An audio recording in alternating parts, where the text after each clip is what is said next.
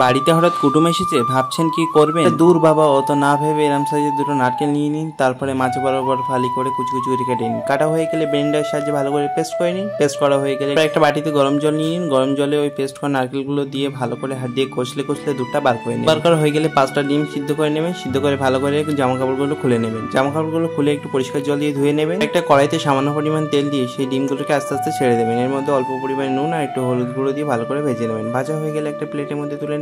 একটা কড়াই বসে পরিমাণ মতো তেল দিয়ে পেঁয়াজ কুচি দেবেন। পেঁয়াজ কুচিটা লাল করে ভাজা হয়ে গেলে এর মধ্যে দিয়ে দেবেন দারুচিনি, তেজপাতা, 3টে এলাচ, আদা রসুনের পেস্ট, লবণ আর লঙ্কা গুঁড়ো দিয়ে ভালো করে একটু নেড়ে নেবেন। নাড়া হয়ে গেলে যখন তেল ছাড়তে শুরু করবে তখন এর মধ্যে দিয়ে দেবেন সেই নারকেলের দুধগুলো যখন ফুটতে শুরু করবে তারপর এতে দিয়ে দেবেন পরিমাণ মতো চিনি। তারপর চিনিগুলো গলে গেলে এর মধ্যে দিয়ে দেবেন সেই ভেজে রাখা ডিমগুলো। ডিম দেওয়ার কিছুক্ষণ পরে যখন তেল কাটতে শুরু করবে তখন চুলো থেকে নামিয়ে নেবেন। এবার কুটুমদের ভাত, রুটি, তরকারি, পোলাও যা কিছুর সঙ্গে সার্ভ করবে চেটে পুটে খাবে, কথা দিচ্ছি।